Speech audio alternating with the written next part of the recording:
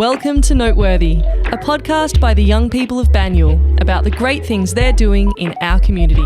Brought to you by Banyule Youth Services. Our current series is focusing on the stories, passions and wisdom of local young people, and today we're hearing from Ben Rogers and Julian Bailey. Yeah, so I met Ben at Malahang Skate Park. Malahang, baby. In the year 2014 when I was year 7. I was about 13 years old there. I'd have been 12. And I don't know, we kind of just vibed and just like seeing each other, started riding with each other heaps, and scootering's definitely brought a lot of friends, and I don't know, it just gives you such a good vibe. You just vibe with people crazy good. There's never really jealousy or anything in that sport. It's always, everyone's just pushing each other. Everyone hypes each other up, and just pushes everyone to do better. Yeah, so for me, as a kid, I always rode bikes, and I used to race BMX as well, actually. And I went to the skate park, and I found it really difficult to progress because bikes back then, they were much heavier. The technologies, they don't have what they have now. And I kind of thought scooter's much lighter. It's got the same idea for tricks. And yeah, I picked it up and just went from there. My progression just shot up and fell in love with it. I think it was the whole fact that I could progress at my own level. There's no coach, only me, only I set my limits, you know what I mean? So I could keep going and progressing at my own level and at my speed, and I just had fun with it, really. My first scooter, I got it as a birthday present on my 7th birthday. It was a Razor Ultra Pro. It was the first Razor welded head tube deck. It was a big deal. 7th birthday, I remember waking up and it was just there. Malahang was my favorite. Malahang is the best, I think. I choose it over anything. It's just a lot more variety.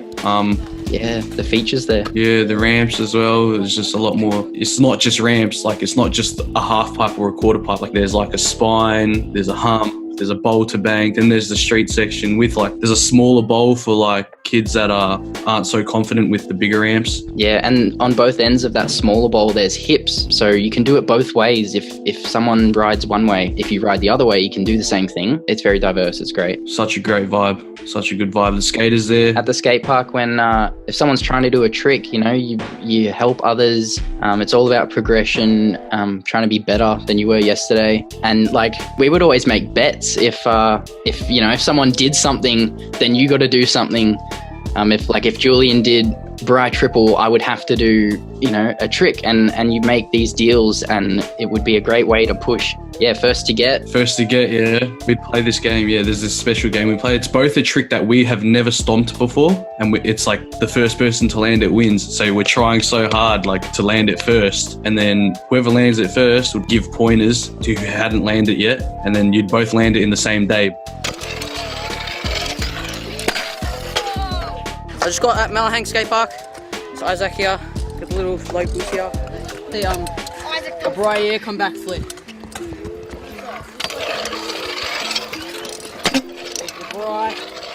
The feeling of riding a scooter is amazing. When you leave that ramp and you just fly through the air, it's fantastic.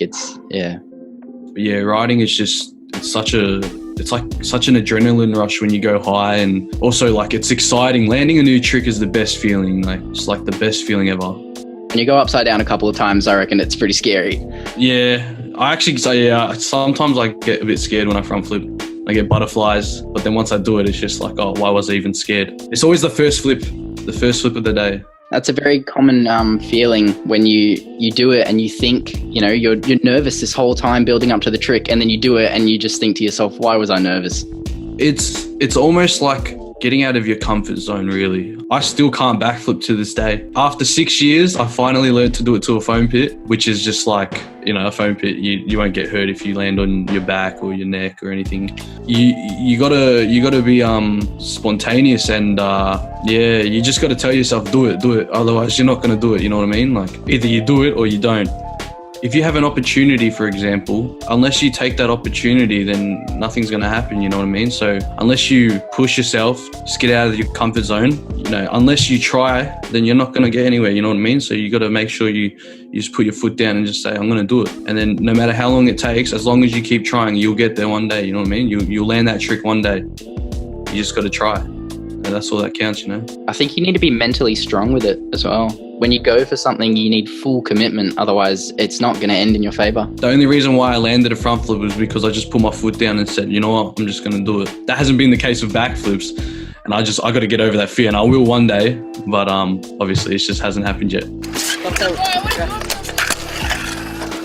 I reckon it is a great example for life. When, like Julian was saying, when you get presented with an opportunity, if there's a trick I want to try, I'll only know if I can do it if I try it. And if you don't try it, you'll never find out. So I think it's good for assessing the situation, making a good educated decision whether you should try it or not. Because if you're young and you want to try a backflip, that might not be a very good decision. If you're not experienced enough, you could really get hurt. So it's better to start with the basics, work your way up, and then go for things that you're comfortable with. Like, you can probably only have like someone teach you the basics. Once you're comfortable on your scooter, going down ramps, and you've got muscle memory and you just got confidence now, it's all a matter of you just like one-ing up your tricks. Like I could get taught how to do a tail whip for the first time. That's me with no experience.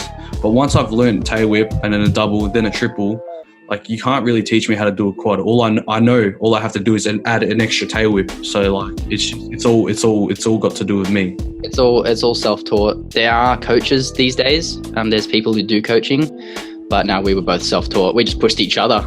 There's a limit to teaching. I reckon I'm a huge advocate for basics. I would always, at the skate park, I would always practice my basics, because I know that if I have a really good tail whip and a really good bar spin, I can put those two tricks together and then I've got a new trick right there. And I do that with all my tricks. I'm always, you try and add a tail whip or you add a bar spin to something you can already do, and then you have an entirely new trick in your repertoire. Back when I was still not a beginner, but I was intermediate, I actually ended up having to change my stance on my scooter. I used to ride goofy, and I would spin the wrong way. There's no technical right way and wrong way, but there is a way that will make tricks easier for you. And I spent 6 months just learning how to tail whip again with my feet switched, just so I could, do more tricks, because it would open up so many doors. If I had never done that, I would not be where I am today. So my biggest advice is always practice your basics, because they will help you in the future.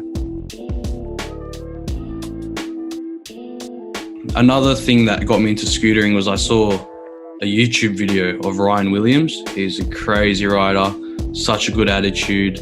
Everything that he's accomplished, he's worked for it. He deserves it all, It was called A Day with Ryan Williams, and it was just music, and it was all him doing tricks for the day. I was like, wow, like imagine me being on a YouTube video with my tricks. Like, I was so inspired. And then this one day there was this kid, his name was Isaac, and he was 9 years old. I taught him how to do his first spry. And then he started doing backflips, and I was like, wow, like this kid's, getting good. And then I taught him how to backflip, by the way. That was a good day. It's all just friends teaching, helping, and I was like, hey, we should film you a sponsorship. Not trying to sound mean, but there's a kid who is the best in Victoria, and he's 9 years old, and you're almost like better than him. You should work at this. Like you should actually you should, get a sponsorship video out. And then he was like, how are we going to do that? And I was like, I don't know. I don't have a camera or anything. He said, I have an iPad. So I grabbed an iPad, started filming him. And then ever since I made that video, I was like, wow, like this is really cool. So then I decided to, start getting into it a bit more. And then this one time I was riding and I injured myself, right? And I couldn't ride, and it was like 1 o'clock. I didn't want to go home until at least 6 p.m. We go hours. We go to the skate park for hours, and I kind of felt a bit left out because all the boys were riding and I couldn't. I was injured. I was hurt. So I was like, you know what? I'm going to film the boys and try to get a video together, And then for the rest of the day, I was just filming all the boys, and they loved being in front of the camera, put an edit together. They all loved it. And then since then, I've just gotten like the skill of editing has just impacted me heaps, and I've just been using that skill since then for everything that I do. So, yeah. So I had like a little series going, and it was the webisodes. And it was basically like a vlog, and it was just like our days being documented. So I'll be talking in the webisode 3 and I'll be like, oh my gosh, Ben just landed the craziest trick. I'm so proud of him. I'll have an edit up in the next day or two. And then I had 2 videos, one with music and then the webisode 3. And then I think Ben just enjoyed that day so much and he just hopped on it really. If I'm being honest, I'm 16, 15. I'm a kid. I don't have a job. Like I can't get a camera till I work. So I just bought an SD card, and anyone who had a camera, I'd chuck my SD card in, record, take the SD home, and then edit at home on the laptop. Yeah, I was very persistent. It went from scootering to my new passion, which is filming and editing. It came from scootering. Making videos is what I love to do, but specifically scooter videos, that's like what's on my heart, you know what I mean? Like I love filming riders. I put this content on YouTube. Sometimes I do put it on Instagram as well, but YouTube's the main one for me. Julian Bailey, that's it, just my name. See it. Go. Alright, let's see that C's. Do that, wait, do that, come back with a... Oh yeah, stick as line in an edit with music, right? I'll put music in this. Let's see double toe whip. Alright. Double toe whip. Go. Try again. Go. Well, I started posting a long time ago. When I did my first backflip, I think that was still on the Razor Ultra Pro deck. And I just posted it to Instagram. Social media was a new thing. And I posted my backflip and got all my family and friends to check it out. And I think it was a great way to keep in contact with people who you don't necessarily get to see every day. So at the start, it was family and friends. And then, I started posting more scooter content and my account was public. So people that were also on Instagram could come in and look at what I'm posting, and people started liking it. They started following me, and it was great. It didn't necessarily blow up. It was certainly a slow process. Currently I'm around 8,500 followers, and just one follower at a time. It just grows. It definitely helped with sponsorship. The original reason that I was sponsored though was from competitions. Julian got me to do my first comp. That was the Malahang Festival comp. And then we did another competition at the Bunker Indoor Skate Park. I did a competition there. I won a brand new scooter. So I had a new scooter. My second comp was a Hurstbridge comp, and that was hosted by Mad Gear Action Sports. And so they were there, their team were there, their managers were there, and they saw me ride. And I won the competition. And then I think it was a year or 2 years later, I did my second Moomba Festival competition at Riverslide Skate Park. And I won it the previous year. I came first place. And obviously Mad Gear, they host that competition as well. And they took note of that. And then I came back for a second year and won it again. And they also saw that. One of their riders, his name's Billy Watts. He reached out to me over Facebook Messenger and said, Mad Gear are thinking about starting up a flow team. How would you like to be on it? And when I read that, I was blown away. That's every kid's dream. And I just felt, it was amazing. So definitely a part of it is competitions. If you're doing well and you get your name out there, they would like to put their brand on your name. And that's the thing with social media as well. If you have a large following and their brand is with your name, that's what they like. So if you have a really large following, that helps. And my Instagram was growing slowly, but I was also winning comps as well. So that was certainly a part of it. When I got the sponsorship, I think I was 14 years old. I was with Mad Gear for about 4 years. So I was 13 turning 14 when Mad Gear offered me a sponsorship. I'm not with them anymore, but I was with them for quite a long time. One thing that I found when I was with them, there were restrictions. You're only allowed to ride their parts. With the Mad Gear team, they did have exceptions for, little parts on the scooter, but you were required to ride their brand of deck, which is the part that you stand on. So, I rode a Mad Gear deck for 4 years. And it got to the point where I just wanted to change it up. My progression was sort of slowing. I ended up breaking my leg, and I guess I had time to think about what was going on. And I made the decision to leave them, and it was certainly an excellent decision. I got a new scooter. When my leg healed, my progression shot up again. I just started learning new tricks. Yeah, it was a big decision. My dad's in the military. He is a big advocate for a pros and cons list. And I agree with him. It's excellent. You draw up a list, write down all the pros, write down the cons, and weigh them up. I think it's an excellent way to make decisions. And I did that. And, at the end of the day, pros were getting free parts and sort of promotion. But the cons were just, a binding contract and only being able to do certain things, not being allowed to do other things. But yeah, pros and cons list. It's a great way to make decisions. My broken leg, it was the end of 2018. I was at the skate park, and all my major accidents have been really silly tricks. I've never tried a big trick and gotten hurt. They're all on really small, silly tricks. And I was trying this trick on a transfer, and I just under-rotated the flip, and my foot got caught on the brake at the back, and my leg just bent. It's on footage. It's on my Instagram as well. And that was, not a good day. I coped with that by learning different skills. I have a lot of little tricks. I taught myself how to juggle. I taught myself how to do a Rubik's Cube. I taught myself how to play guitar. I preoccupied myself with learning different skills, little things. They're not like career-changing things. They're just little things that, I wanted to learn and spend time on. With the leg, it would have been 4 months. Yeah, September 2018 to about February. It's very relatable. When you're out with an injury, it's exactly what we're going through now. You're trapped inside. You can't do what you want to do. So I guess we have experience with that, being able to preoccupy yourself when you're hurt.